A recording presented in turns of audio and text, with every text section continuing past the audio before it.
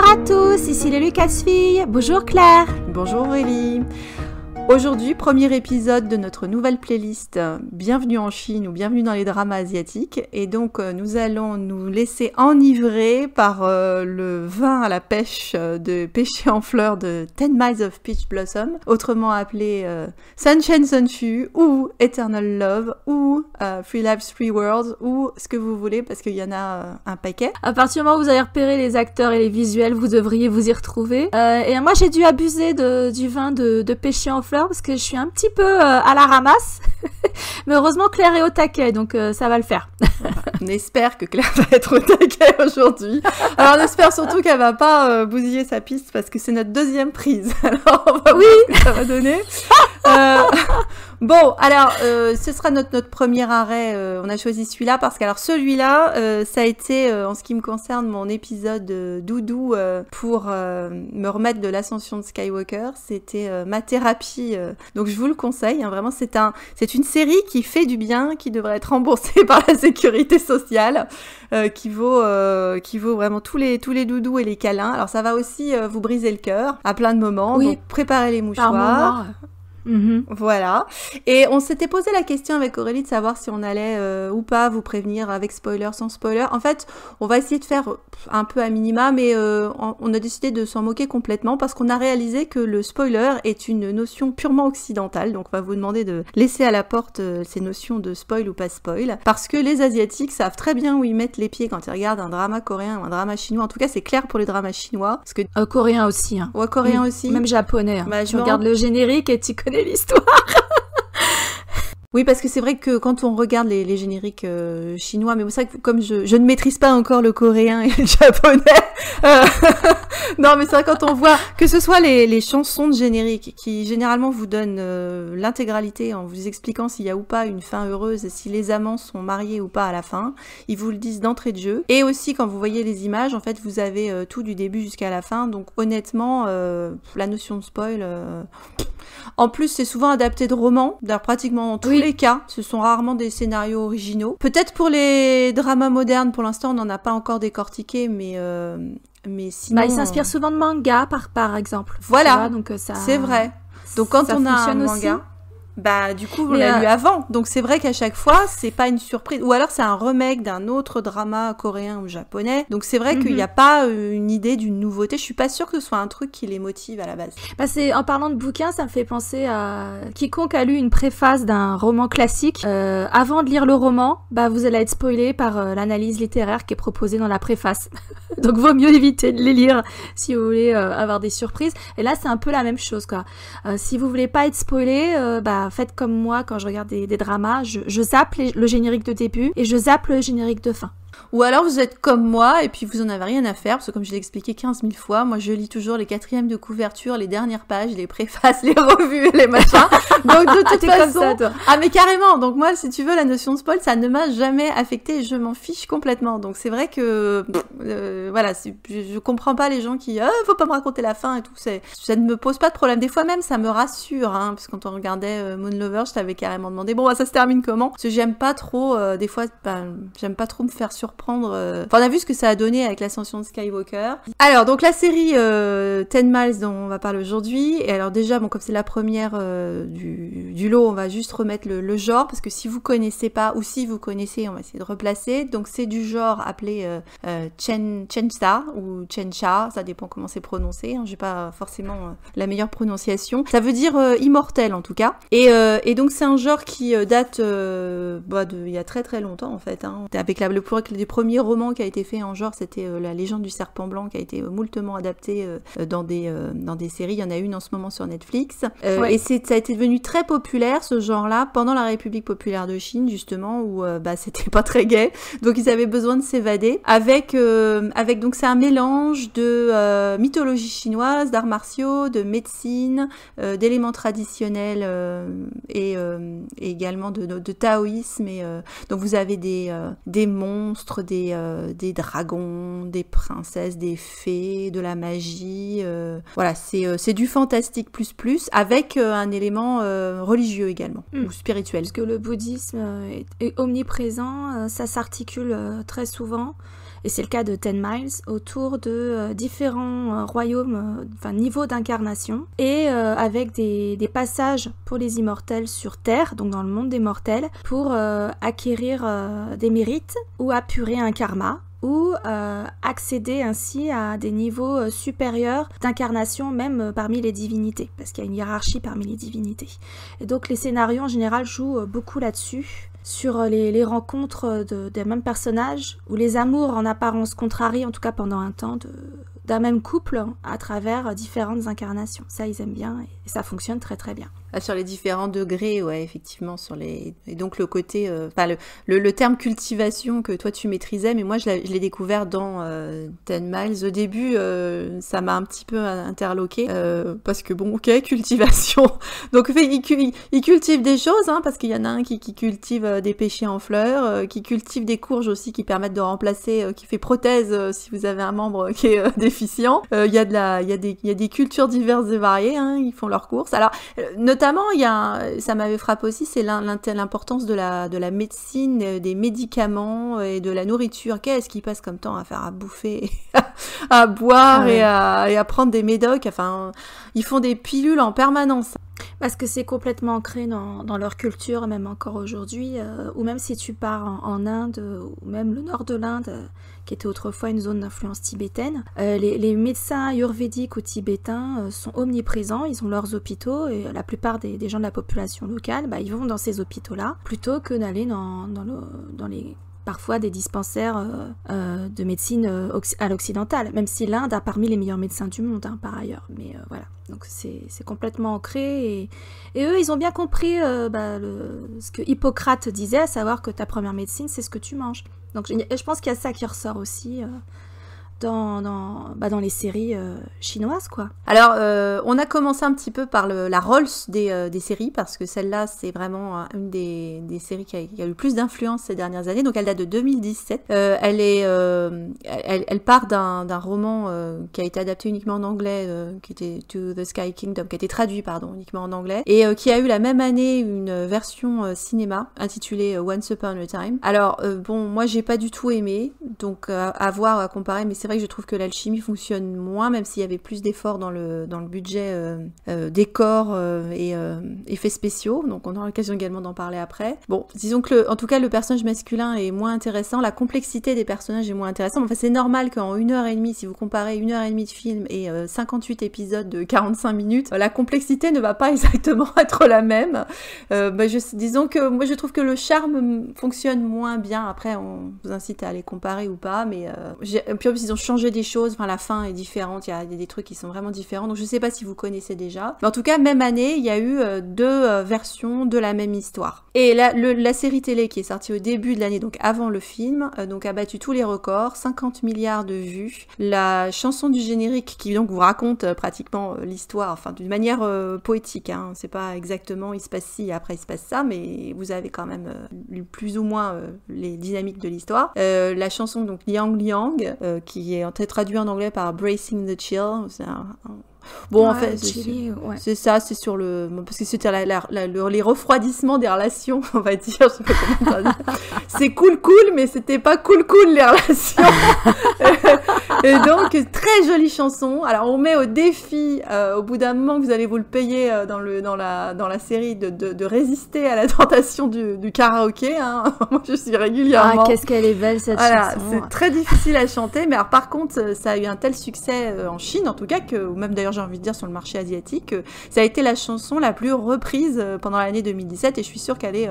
vous allez dans un karaoké en Asie, probablement, Liang Liang doit faire partie encore des chansons saisons les plus convoitées en duo. Elle est vraiment belle. Par contre, si vous la téléchargez comme moi sur iTunes, rentrez le nom d'un des deux chanteurs, d'un des deux interprètes, parce que les mots-clés en anglais ne fonctionnent pas, le titre est en chinois dans iTunes.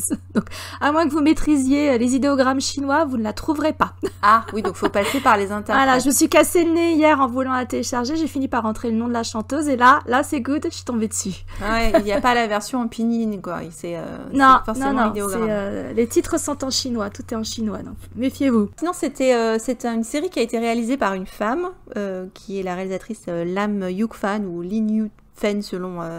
je sais pas pourquoi il y a toujours deux noms, mais enfin, bon, néanmoins.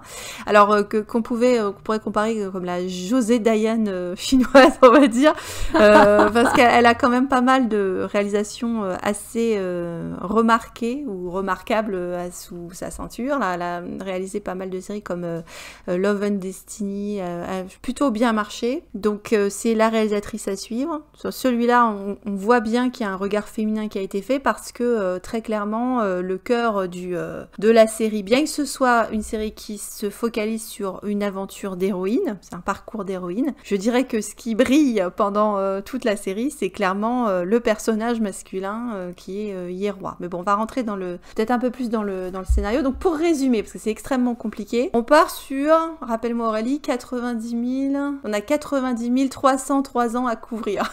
Oui, c'est ça, 90 303 ans. Ah, tranquille. Voilà, à l'aise, pépère, fly casual. Bon, heureusement, il y a des ellipses, hein, donc bon, voilà. Mais disons que c'est ce temps-là parce qu'on est chez des immortels. Donc, ce qui avait intéressé l'auteur à l'origine du bouquin, c'était justement de se poser la question sur, c'est quoi l'immortalité? Qu'est-ce que tu fais quand t'es immortel? Et comment ça peut affecter des relations avec des personnes? Globalement, tu te fais chier et tu vas avoir plein de problèmes. Voilà, c'est ça. Et tu bois du thé, beaucoup de thé. Voilà, du thé, si t'es un immortel du ciel, et puis si t'es un immortel plutôt terrestre entre guillemets, mais en tout cas des choses pragmatiques, tu bois pas que de l'eau, quoi. T'es pas à la flotte, hein. T'es bien dans l'alcool pur et dur, hein. Donc bon. Tu biberonnes.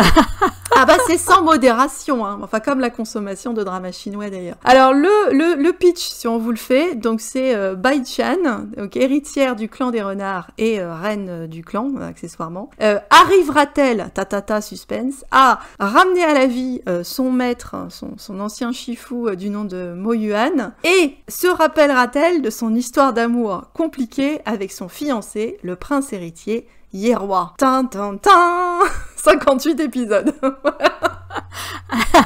Allez, zou. Ah oui, parce que si on met de côté les histoires secondaires, on peut à peu près, on pourrait dire qu'il y a trois parties, on va dire, à ces trucs. Vous aviez de 1 à 10, on va dire, grosso modo, c'est la jeunesse de Bai Chan et son lien avec Mo Yuan, son shifu, là, donc où elle commence son apprentissage jusqu'à le décès de son maître pendant une grosse guerre géante avec Godzilla et machin. Bon, contre des méchants démons machiavéliques. Après, ils sont très méchants. Voilà. Après le deuxième arc, Vlatipak arrive notre héros, Ye-Roi, que vous lâcherez plus à partir de là et qui vous lâchera pas non plus. Et donc, il y a ce deuxième arc, c'est le début de leur relation compliquée sur deux incarnations, enfin voilà. Et après, le troisième arc, c'est quand... je dirais même qu'il y a 4 arcs finalement. Vous savez, le premier arc, c'est le deuxième arc quand elle est en humaine. Le troisième arc, quand ils sont tous les deux immortels, fiancés, etc.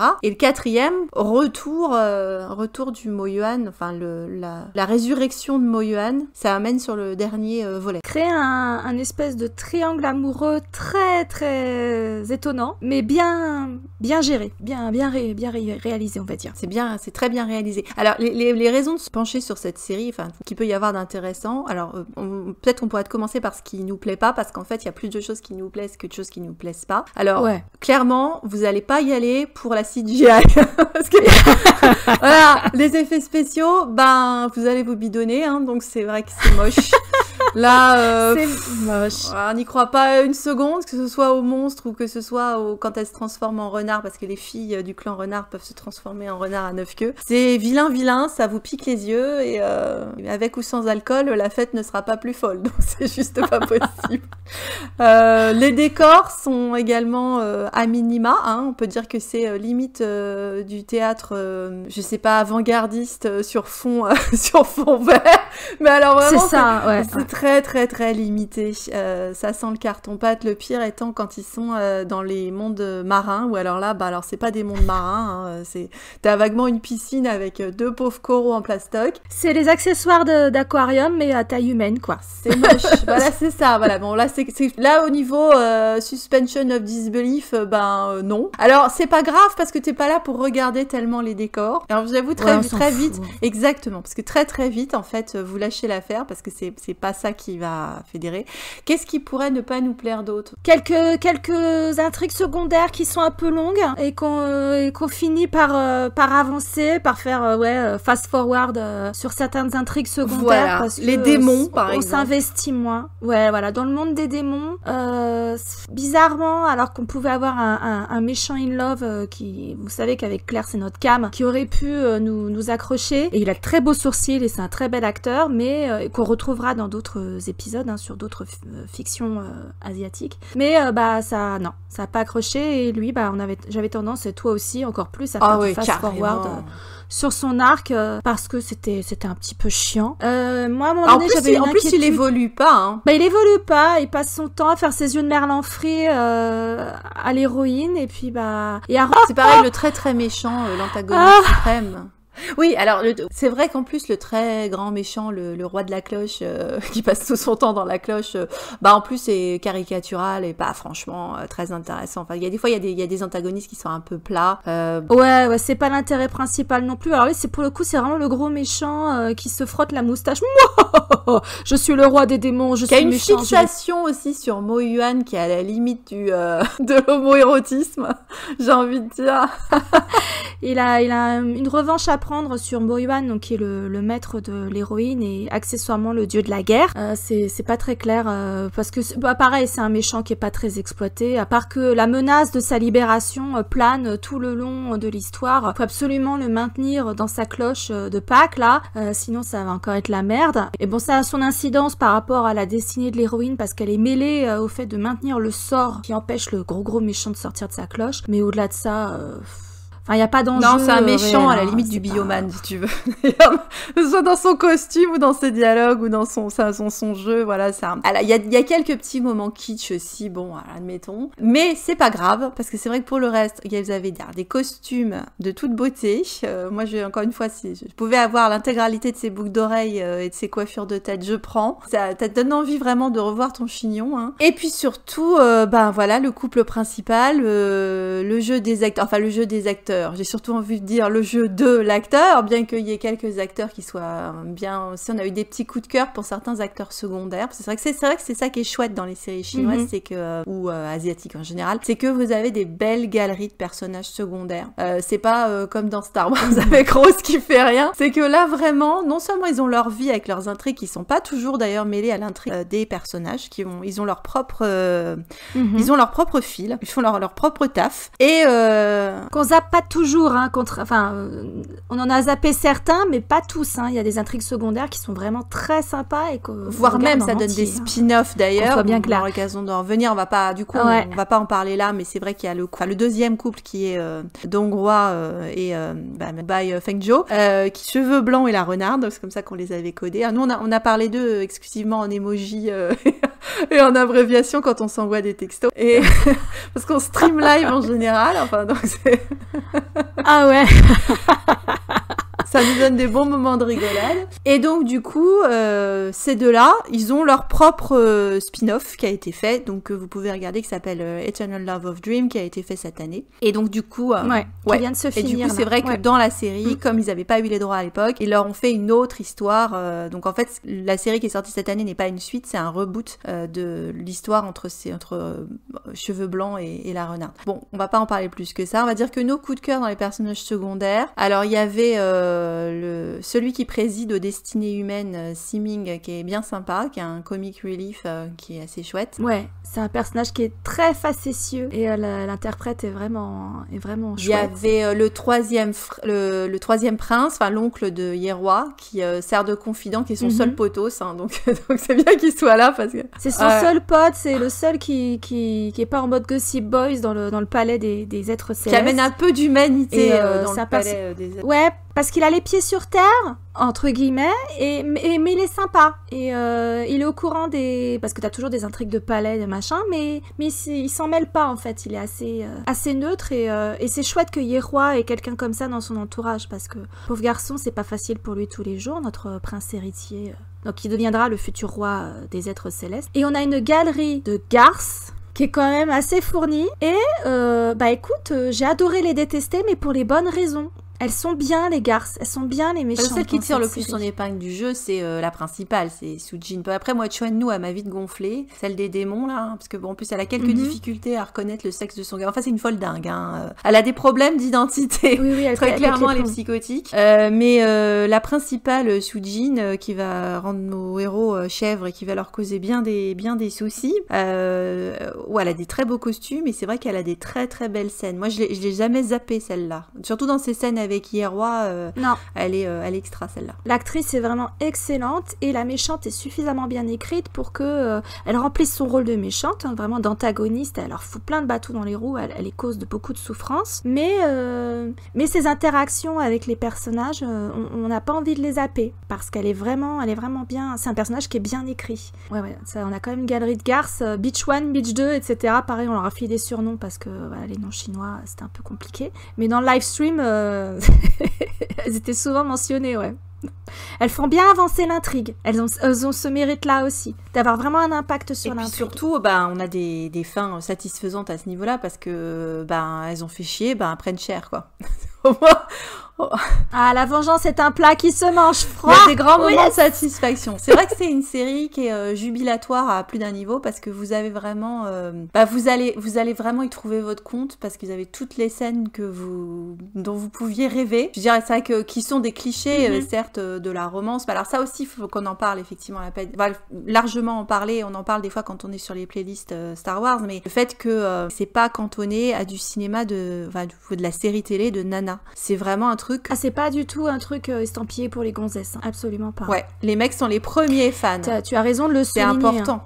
Ça les gêne pas d'avoir de la romance dans leur série. Et donc, faudrait peut-être que certains mecs évoluent aussi, parce que chez nous, parce que peut-être que ça nous permettrait d'avoir des histoires à regarder plus ensemble et de sortir du sempiternel film de mec, film de nana, rom-com d'un côté et je sais pas moi, aventure, fantasy de l'autre. On n'est pas obligé de choisir entre Rambo et Bridget Jones ou Angélique. Hein, ils ont pas ce problème-là. Alors, comme en plus c'est sur un fond culturel, c'est vrai que nous on a perdu, on fait pas par des gros péplums, le choc des titans, machin, où t'as des déesses, des dieux, et éventuellement si on avait gardé ça dans notre culture, ça aurait pu mettre les hommes et les femmes d'accord. Là, nous on a plus ça en Occident, c'est vraiment très très genré au niveau des médias qu'on consomme. En Asie, c'est beaucoup plus flou, et notamment sur des choses des récits qui ont une portée mythologique comme celui-ci, mais si tu vas en Inde, quand ils revisitent leurs épopées, le Mahabharata, le Ramayana, les hommes, les femmes, tout le monde se déguise, toutes les générations sont à fond dans le truc, ils s'en lassent pas de leur truc dans Bollywood, donc et nous on n'a pas l'équivalent en Occident, j'ai l'impression. Donc, c'est peut-être ça aussi qui peut surprendre quand on commence à s'intéresser aux fictions d'Extrême-Orient, c'est qu'il n'y a pas de clivage aussi net qu'en Occident, et c'est tant mieux. C'est tant mieux parce que ça donne lieu à des récits de grande qualité et qui n'ont pas peur d'être romantiques. Ah non, puis alors là, pour le coup, le romantique, tu vas dans tous les... Enfin, on a vraiment des beaux moments et des très... Les dialogues sont très bien, c'est très bien écrit, il y a des très belles scènes visuellement, voilà, la musique est hyper chouette, encore une fois, les chansons... Les Chinois vous font des fois des super chansons, enfin... Ah, la chair de poule, t'accroches, hein, vraiment. Et la première fois qu'on entend Liang Liang, je me souviens quand tu le regardais et puis tu te disais « Attends la musique !» musique parce qu'on l'avait pas encore. Et c'est vrai que t'as une montée de la musique avec la scène en plus qui est vraiment chouette. Et donc ouais, donc c'est foncièrement, même s'il y a des scènes de baston et il y a des guerres et il y a un côté spirituel, c'est quand même foncièrement une histoire d'amour avec une histoire d'amour mais mythique. Et alors et épique, on vous souhaite vraiment le but de votre vie devrait être de trouver quelqu'un, fille ou garçon, qui vous regarde comme Yeroi regarde son amoureuse, parce que alors l'acteur Mark Chao, il est juste phénoménal. On vous en a déjà parlé sur la chaîne Star Wars, mais vraiment ça, c'est the coup de cœur. L'actrice Yang Mi, qui est une grosse pointure également en Chine et qui est la productrice de cette série. Ah, je l'ai trouvée moins. C'est pas la seule au casting. Mais je l'ai trouvée moins percutante, si tu veux, parce que c'est vrai qu'elle a des expressions un peu plus limitée, c'est vrai qu'elle est moins dans la micro-nuance, tandis que notre Mark Chao, là, il a tout donné. Alors, en sachant qu'il ne voulait pas, à l'origine, Mark Chao, jouer dans la série, parce que je pense qu'il devait se dire, il y en a marre des dramas, enfin, il se sentait pas vraiment d'aller dans celui-là. Et puis, en lisant le scénario et en relisant le bouquin, il s'est, comme ça a l'air d'être quand même un romantique dans l'âme, il a été impressionné par la loyauté et l'amour que le personnage avait envers sa femme, et il avait vraiment envie de jouer ce rôle parce qu'il trouvait que c'était un très beau rôle. Et on vous confirme qu'effectivement, parmi les rôles masculins récents qui ont pu être donnés, c'est un rôle magnifique qui donne il y a une étendue, une palette exactement de ce que c'est qu'être un homme, parce que c'est un personnage qui a vraiment une gamme de dingo, peut être hyper dur, froid, professionnel, machin, qui est d'une douceur en même temps, où les genres sont réinversés, parce que autant c'est la nana qui est froide, qui est guerrière, qui est alcoolique, on va avoir l'occasion de nous en reparler, qui est pas très maternante ou maternelle. Et de l'autre côté, le type qui est également, le Yeroi qui est également professionnel, qui fait son taf, qui est d'apparence assez froide, qui est hyper doux, qui fait la cuisine, qui fait la tambouille pour sa chérie, qui s'en occupe, qui est très doux, qui plante des fleurs pour lui faire plaisir, donc il tombe dans Nicolas Jarre. Enfin, on n'arrive pas à trouver un défaut à ce personnage. Ça n'en fait pas un Gary Stu, je tiens à dire. Il est juste formidable. Effectivement, il est formidable, et rien dans sa perfection ne le rend antipathique ou unbelievable, parce que il est aussi il a ses failles, il est très touchant dans ses insécurités. Il sait pas s'il va pouvoir refaire sa conquête à elle, donc des fois il active le mode alpha, il est très craquant et très sexy, et à d'autres moments on sent sa vulnérabilité, et l'acteur le rend vraiment très très bien. Encore une fois, il a toute une gamme d'émotions à sa disposition. C'est un mec hyper sexy, hyper viril, et par moments qui donne envie de le prendre dans ses bras, mais juste pour lui faire un câlin, lui dire mais allez, ça va aller mon gars, t'inquiète, tiens, je te fais un chocolat chaud. Je peux dire qu'il y a du monde qui avait envie de se ramener Yeroi chez lui, parce que le succès du personnage, c'est difficile de pas tomber amoureuse de Yeroi.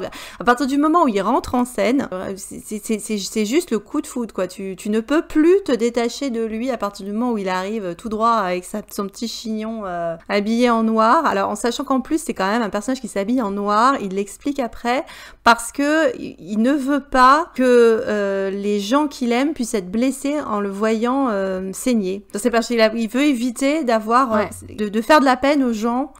Ça vient d'un traumatisme de son enfance. Il était privé de sa mère parce qu'il voulait absolument que ce soit le prince héritier qui est bon en tout, fortiche de la classe. Voilà, donc il n'avait pas le droit de voir sa maman. On lui a dit d'accord, tu auras le droit de voir ta mère quand tu deviendras un dieu supérieur. Pour devenir un dieu supérieur, faut que tu actives le compteur Gégène et que tu te fasses électrocuter plusieurs fois. Et t'as le minot, tu vois, il a 20 000 ans. Bon, 20 000 ans, ça correspond à genre, il a 8 ans. Il décide de se prendre le courjus parce que il veut voir sa mère 5 minutes. Et donc, il arrive couvert de sang de la tête aux pieds. Et sa mère, oh là là, mon Dieu, c'est pas très propre. Et donc, il dit, bon, bah, ok, à partir de maintenant, je m'habillerai en noir. Comme ça, j'arrêterai de faire de la peine aux autres. Déjà, l'empathie, si tu veux, du personnage. Ah ouais. Donc il est habillé en noir, mais c'est lui le gentil. À aucun moment il y a des doutes sur le fait que c'est un bon gars, un vrai gentil, presque de conte de fées, mais sans être gnangnan. Vous avez la garantie, Aurélie, parce que pour qu'Aurélie apprécie un garçon hyper gentil, pour qu'elle accepte de le mettre dans son panthéon des personnages masculins, je peux vous dire, Yeroi, c'est l'exception qui confirme la règle. Ah mais c'est ça, hein. C'est la première fois que je ship la gentille avec le gentil. Il aurait pu être habillé en rose, hein, ça l'aurait fait pareil, hein, parce que l'acteur est exceptionnel. Là, il se trouve qu'il est habillé en noir, donc voilà, mais ça reste un gentil. C'est le seul dans mon panthéon, tu as raison de le souligner. Juste après Kylo, en plus, well done, Iroha.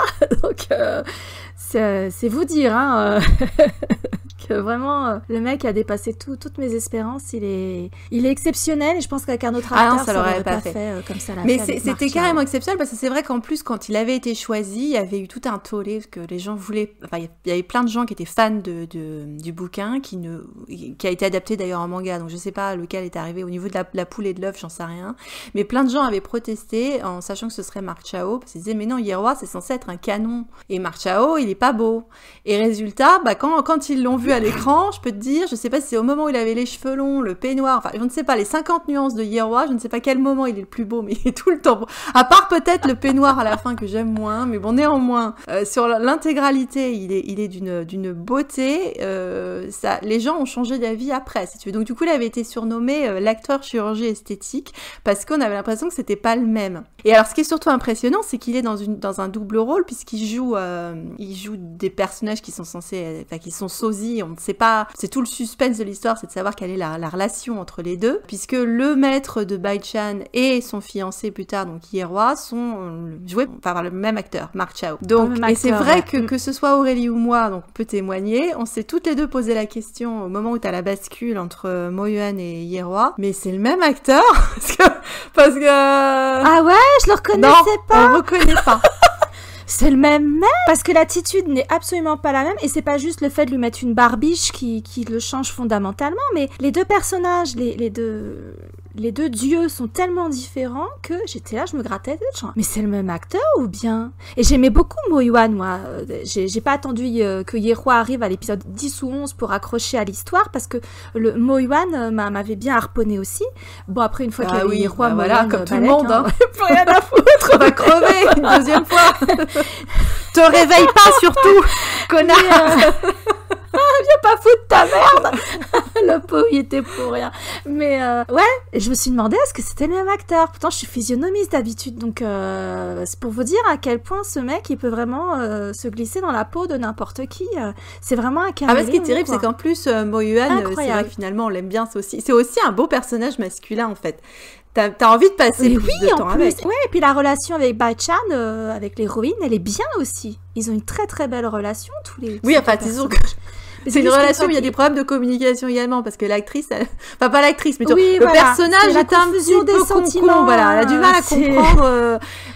Alors c'est censé être, elle est censée être super douée, tu sais pas comment. Là, pour le coup, tu peux parler de Marisou parce que elle fout rien, quoi. C'est un cancre. Elle étudie pas dans l'académie, elle fait que des bêtises, elle boit en permanence. Bah c'est une renarde en même temps, donc elle picole et c'est un cancre. Sa nièce Bai Fenjue, bah c'est pareil. C'est le même moule, hein. Ça c'est clair. Ah, les renardes, ça picole, ça fait le mur, mais... ouais, mais elles ont la réputation d'être irrésistibles et d'être parmi les plus sexy. Alors on confirme parce que du coup tout le monde tombe amoureux d'elles. Après elles sont belles, hein, toutes les deux, elles sont très belles. Et Bai-chan, ça pourrait être une Marisou si elle avait pas un caractère de cochon. Ah, tu peux avoir un caractère de cochon. Parce qu'elle a vraiment un caractère de cochon. C'est possible d'avoir un défaut, ouais. Ah ouais?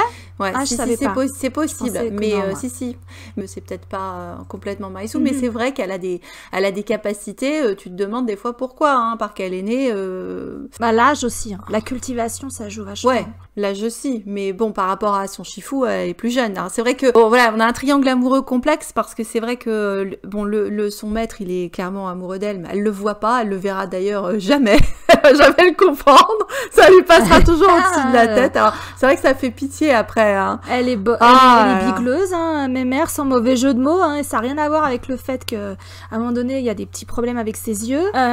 C'est juste que... Mais alors ça, je te dirais que c'est un cliché de... Et on sera amené à l'évoquer dans d'autres histoires, parce que c'est un peu un cliché de l'héroïne d'une telenovela asiate, hein, de fiction asiatique, qui ne voit pas que tous les mecs sont à ses pieds, le méchant, le gentil, le professeur. Elles ont zéro clou du début à la fin ou presque. Le mec, il faut qu'il l'enlève, qu'il l'attache ou qu'il l'emballe pour qu'elle réalise que mais tu me veux en fait. Mais même pas. La femme asiatique, elle est souvent représentée comme ça. Soit c'est une garce, soit c'est l'héroïne qui se rend pas compte qu'elle a tous les Là, c'est littéralement le cas, parce que la nana, elle se fait porter, mettre au lit, enlever ses vêtements par la magie. Elle est à poil avec le mec et qui est en train de lui rouler un joli palot. Et elle lui fait, mais tu veux vraiment de moi? Tu me veux? Tu le sens pas? Parce que c'est un petit peu vexant, là. C'est pas ma main, c'est pas une canne hein, dans le lit, la chérie. Hein, oui, ce sont des baguettes. Tu es heureux de me voir. Bon, bah voilà, il est heureux de te voir, je pense, a priori. Hein. Oh, dis donc. Non, des fois, elle est un petit peu surprenante. Hein. Elle est surprenante parce que quand elle a son identité de haute déesse, donc elle a un caractère de cochon, c'est quelqu'un qui est très autoritaire. Tu vois que ça fait des millénaires qu'elle règne sur son royaume et elle n'est pas à prendre avec des pincettes, hein, ou avec des baguettes si vous préférez. Par contre, pour ce qui est relation amoureuse, elle est cucul la praline, chérie. Oui, mais par contre, contrairement à certaines héroïnes asiatiques d'autres dramas, elle n'est pas là pour justement avoir une relation. Tu vois, si tu la compares avec sa nièce, elle est pas en train de courir après un mec pendant tout le temps. Ça aussi, c'est le cliché de la nana qui est là, elle veut elle essaye d'avoir le mec, elle lui court après, elle est là, et le mec il en veut pas, elle est là, elle le harcèle. À la limite, elle pour le coup, c'est le contraire. Elle ne veut pas d'une relation avec moi, ça ne l'intéresse pas. Au début, elle tombe pas amoureuse de son chifou, elle s'en rend même pas compte. Elle pense qu'elle a une relation purement filiale, elle le respecte et tout. Elle l'aime, voilà, elle l'aime, mais elle est pas amoureuse de lui. Bon, après même le démon là qui tombe amoureux d'elle, bah c'est lui qui vient la harceler et pas le contraire. Bon, et puis ça remet, mais voilà. Et après avec Hieroi, ou que ce soit dans la partie mortelle ou dans la partie immortelle, c'est pareil, elle est pas non plus c'est pas la nana amoureuse c'est pas une menthe religieuse si tu veux, tu veux pas m'aimer, enfin elle est pas en train de chouiner en permanence. Ou hystérique, yandere, comme les bitches qui sont vraiment alors le cliché de la yandere asiatique que tu as dans beaucoup de mangas, beaucoup d'animés. Oui, elle a d'autres centres d'intérêt, elle a des projets, à la limite elle a des projets qui sont pas des projets, elle a une cave. Alors elle a une cave où elle stocke accessoirement soit du pinard, soit des mecs, soit des macabées. C'est pinard ou macabé. J'ai choisi. Mais bon. Ah oui, faut qu'on le dise quand même. Elle a des centres d'intérêt qui sont allés au marché. Ah non, elle veut même pas aller au marché. Elle est obligée d'aller au marché parce qu'elle est obligée de nourrir le gosse. Elle fait jamais à bouffer, ça l'intéresse. Je sais même pas ce qu'elle mange.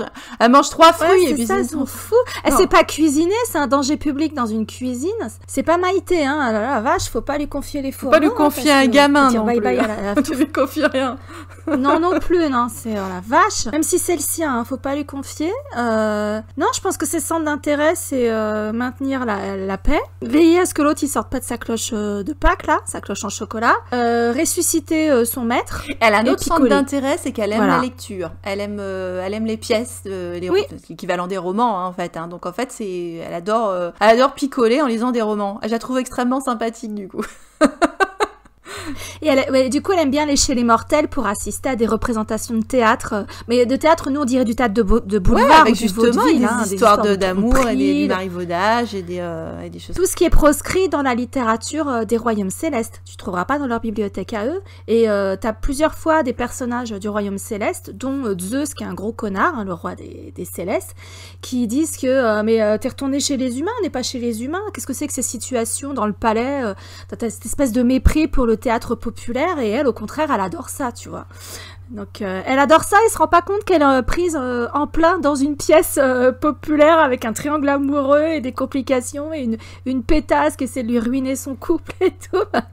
Elle s'en rend pas compte qu'elle est en train de vivre ça, c'est rigolo. C'est méta quelque part. Carrément. Il y a des choses à analyser on avait proposé un début d'analyse sur notre épisode sur la Chine où on parlait justement du symbolisme dragon, renard, ciel souterrain. Enfin, il y a plein de choses à dire dans l'utilisation des couleurs, du yin-yang. Enfin, c'est très bien. L'inversion des genres, ouais, tout à fait. Il y a beaucoup de choses. Tu l'avais souligné parce que finalement, c'est une mère indigne, hein. La première fois où Hieroi lui confie leur enfant, elle donne du vin au môme, il dort pendant 3 jours, tout le monde est en panique dans le palais sauf elle, il dit il a 5 ans, enfin 5 ans en âge Dieu quoi, il a 300 ans, c'est un petit, il est peut-être encore un peu jeune pour boire, bon elle s'en fout tu vois. Vraiment mère indigne.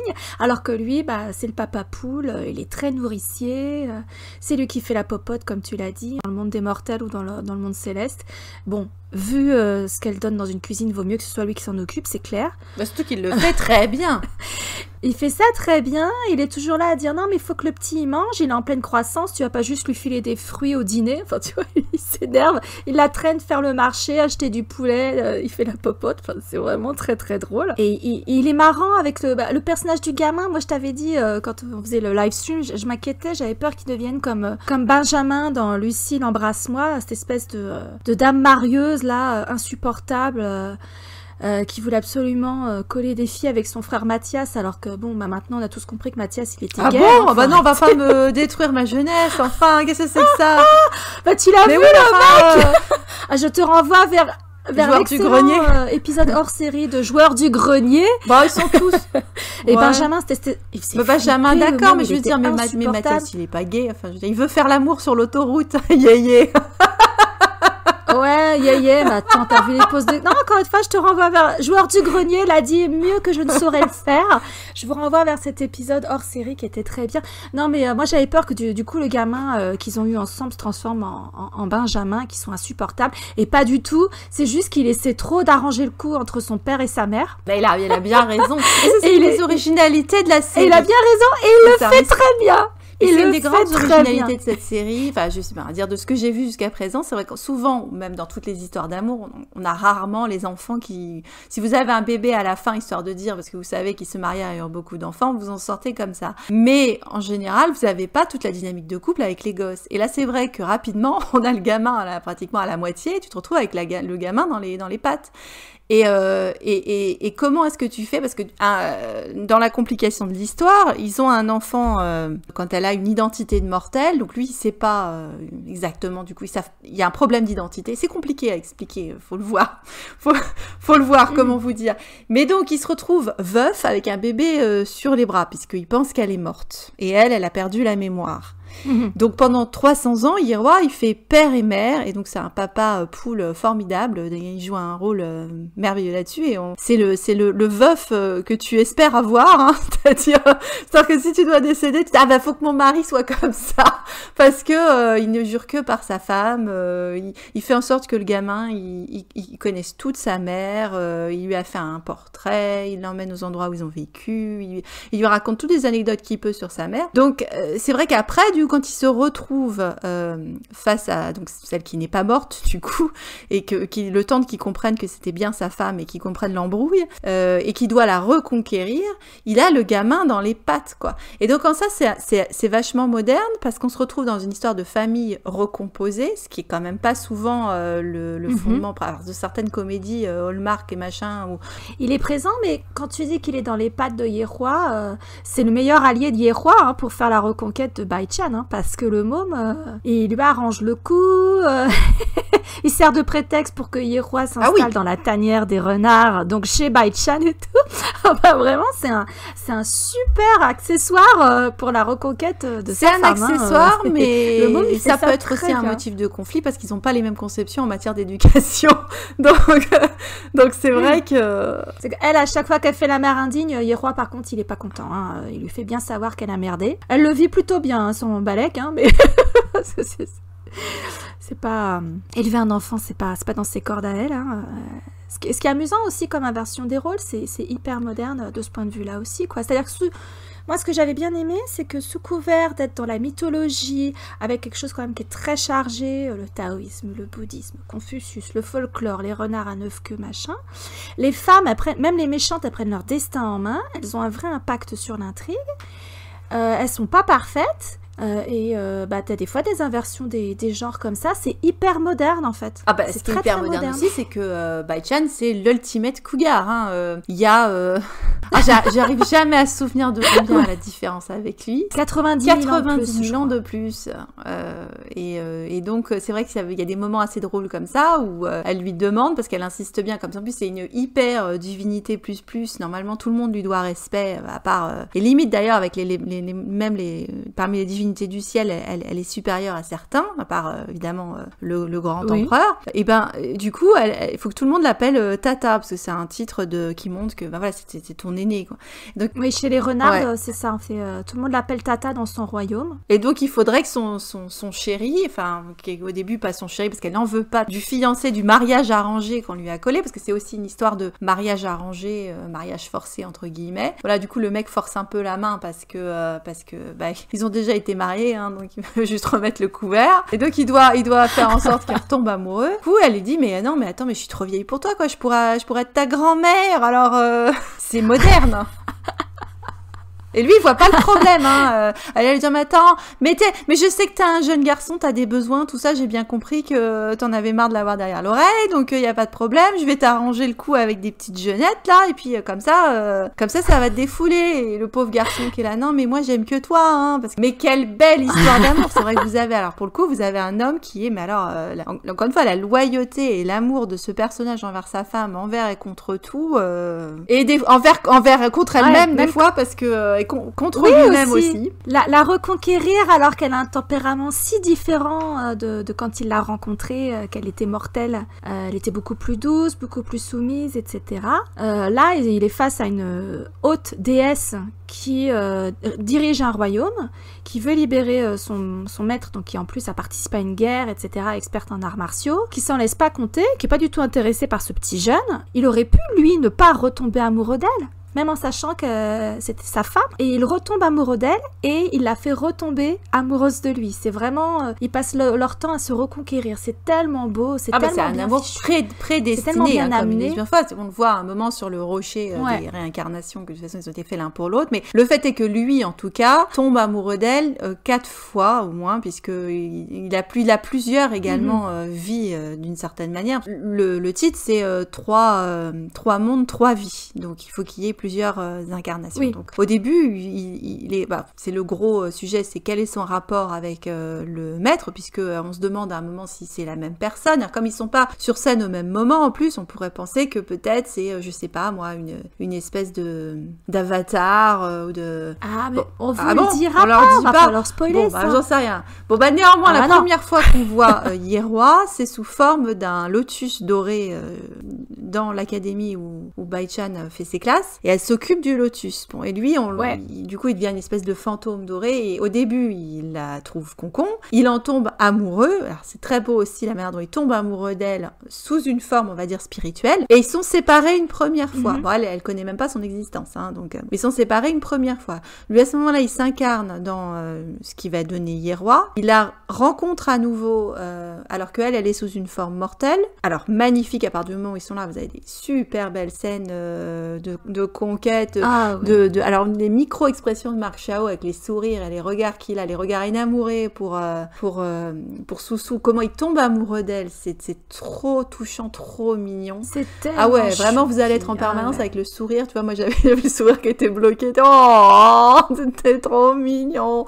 C'est vrai qu'on se la repasse régulièrement avec Aurélie, hein. D'ailleurs encore hier avant qu'on prépare, on s'en lasse pas, hein. Après on vous conseille le best-of, hein. Donc il tombe amoureux d'elle, ou en plus il est transformé en serpent, en dragon. Lui, il a les capacités aussi, donc ça aussi, c'est des scènes très touchantes. Donc on voit ça. Et après, rebelote, doit encore tomber amoureux d'elle quand elle devient sous sa forme de déesse. C'est non-stop. Ouh, oui, il y a des beaux moments érotiques, des beaux baisers. Alors oui, ils ont filmé dans des conditions climatiques dégueulasses apparemment. Vous devez... pas sur les plateaux, ils font de la buée, ils devaient se peler le jonc dans leur robe en soie, quoi. J'avais mal pour eux des fois. Je disais, tu fais de la buée là dans cette scène-là? Mais le fait de faire... Entre les prises, ils devaient être en doudoune. C'est vrai, mais le fait de faire de la... Ils étaient en doudoune, parce que tu vois dans les making-of. Mais le fait est que ça a donné des très belles scènes. Là. On remercie la réalisatrice parce que le premier baiser qui est donné se fait avec une buée d'une beauté au niveau justement sensuel. Alors, vraiment, la scène, c'est une très belle scène de mariage. Parce que, alors souvent c'est frustrant dans les séries chinoises, c'est que... ou coréennes d'ailleurs, c'est pas question. question, mais que vous avez pas beaucoup de bisous et vous avez pas beaucoup de scènes de lit. Des fois, il y en a pas du tout même. Surtout les Coréens, ils sont très prudes pour ça. Les Japonais moins, mais alors les Coréens, c'est le bisou à la fin. Je te confirme que les Japonais ils sont pas prudes, parce que moi je sors d'une série qui est loin d'être prude. On en reparlera plus tard. Va falloir que je m'y mette, c'est quand je l'aurai vu. Faut que tu la vois, parce que c'est que 10 épisodes et les épisodes ils font 24 minutes, alors c'est vite plié. Mais alors celle-là, je me la mets de côté, parce que dis donc, il y a des choses à en dire. C'est une bonne série ABO, ça n'a rien à voir avec ce qu'on voit d'habitude. Enfin bref, et donc c'est vrai que des fois vous rongez un peu votre frein sur le côté. Il y a un côté très victorien avec les séries finalement asiatiques, et s'ils se touchent le doigt, t'es orgasme, parce qu'ils se sont touchés le doigt. Des fois tu te satisfais de pas grand-chose. Un peu comme dans Star Wars, quoi. Mais au moins, mais sauf que là, c'était vachement plus chaud que Star Wars. Et c'est vrai que vous avez des magnifiques scènes alors, on vous avait déjà mis dans l'épisode où on vous disait qu'on allait passer là-dessus, mais de portée de mariée, de plaquage de murs, de nudité, certes, sous un drap, on voit rien, mais néanmoins, voilà, c'est mentionné. En tout cas, nos personnages ont des relations sexuelles, parce qu'ils ont un gamin, et ils ont des relations sexuelles hors mariage, d'ailleurs, s'ils se marient pas, mais il y a aussi, c'est vrai que c'est toujours, c'est la scène explosion d'ovaires, encore une fois, la scène qui te donne envie de faire des gamins, où vous avez une magnifique redemande en mariage, et là, alors, en plus, le type, il en peut plus, il est en larmes, parce que les vrais hommes savent pleurer, donc ils montrent leurs émotions, et donc, du coup, baiser torride, avec demande de Yeroi qui est « fais-moi un enfant ». Et là, ton corps est prêt, je te le dis tout de suite, L'ovulation est déclenchée je pense direct. qu'en Chine, il a dû avoir un baby-boom. Tous ceux qui ont les 50 milliards de vues, 50 milliards de Chinois derrière, c'est sûr. Faudrait voir l'impact sur le pic démographique après cet épisode. Sur l'environnement, oui, ça c'est clair. Du coup, je sais pas s'il faut remercier Yeroi pour le pic démographique, mais enfin... C'est possible qu'il y ait eu un pic.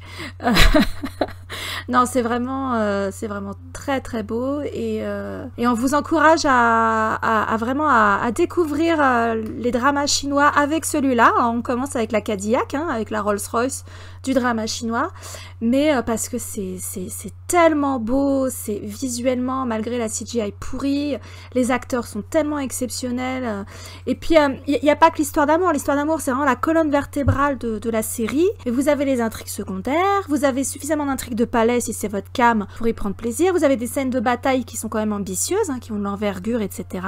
Vous avez les passages dans le royaume des mortels qui sont vraiment bien. On voit qu'on est dans le royaume des mortels, les textures sont pas les mêmes, la façon de filmer n'est pas la même, il y a des plans qui sont très sympas. La lumière aussi, la lumière n'est pas la plaisir. même. C'est vrai que tu vois bien quand ils sont filmés dans le monde des cieux, c'est souvent photoshopé, très clair. Vraiment, tout le monde peut y trouver son compte, c'est très très beau.